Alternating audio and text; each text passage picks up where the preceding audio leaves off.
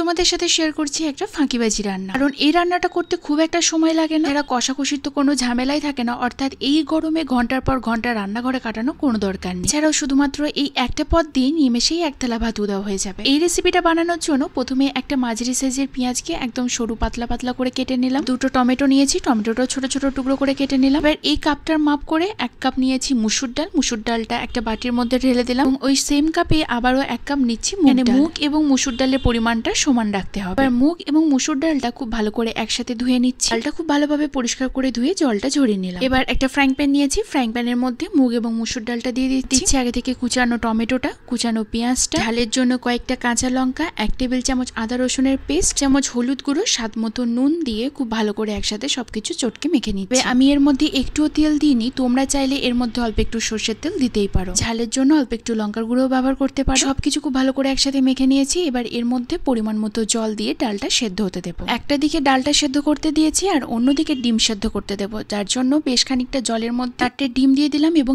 একই সময়ে ডিম এবং ডাল দুটোই সেদ্ধ করতে দিয়েছি। এখন যেহেতু ডাল এবং ডিম দুটোই একসাথে সেদ্ধ হচ্ছে, তাই কোনো কষাকষির ঝামেলাই নেই। মাঝে ডালটা একটু নেড়ে যেতে হবে যাতে তলাটা লেগে না যায়, সেদিকে একটু খেয়াল রাখতে হবে। এই ডালটা খুব একটা পাতলা খেতে ভালো লাগে না, একটু গাঢ় গাঢ়ই বেশি ভালো লাগে। এখানে আমি আর জল দিইনি, ডালটা আমার সেদ্ধ হয়ে গিয়েছে। গ্যাস থেকে নামিয়ে নিলাম। এদিকে ডিমগুলোও সেদ্ধ হয়ে গিয়েছে, খোসাটা ছাড়িয়ে নিলাম। আর এদিকে অল্প একটু রসুন আর আদা একদম ছোট ছোট টুকরো করে কেটে নিলাম। এবার ফ্রাইং প্যানে 1.5 টেবিল চামচ সর্ষের তেল আর 1 চা চামচ ঘি গরম করতে দিলাম এবং এর মধ্যে দিয়ে দিচ্ছি 2টো শুকনো লঙ্কা, আগে থেকে কুচানো আদা রসুন, অল্প একটু নুন, সবকিছু খুব ভালো করে একসাথে মিক্সড করে নিচ্ছি। এবার এর মধ্যে সেদ্ধ করা ডিমগুলোকে দিয়ে একটু ভেজে নিচ্ছি। তবে আমি এখানে 4টে ডিম সেদ্ধ করতে দিয়েছিলাম, ডিম নষ্ট ছিল তাই এখানে আমি 3টে ডিম ব্যবহার করছি। এদিকে ডিমগুলো একটু ভাজা ভাজা হয়ে গেলে সবশেষে এর মধ্যে অল্প একটু কাশ্মীরি লাল লঙ্কার গুঁড়ো দিয়ে দিলাম। এই লঙ্কা গুঁড়োটা দেওয়ার পর খুব একটা বেশি সময় ধরে ভাজার দরকার নেই, তাহলে লঙ্কা গুঁড়োটা পুড়ে যেতে পারে। লঙ্কা গুঁড়ো দেওয়ার পরেই আমি এর মধ্যে অল্প একটু কসুরি মেথি দিয়ে খুব ভালো করে একসাথে মিক্সড করে নিলাম। চাইলে এখানে কসুরি মেথিটা নাও দিতে পারো। সবশেষে বেশ খানিকটা পরিমাণে কুচানো ধনেপাতাও অ্যাড করতে পারো। ঘিয়ের সাথে কসুরি মেথির ফ্লেভারটা যেহেতু ভীষণই ভালো লাগে, তাই আমি এখানে কসুরি মেথিটা দিয়েছি। এবার এই সবকিছু ডালের মধ্যে দিয়ে খুব ভালো করে একসাথে মিক্সড করে নিচ্ছি। যারা ডিম খেতে পছন্দ করে না বা ডিম খায় না,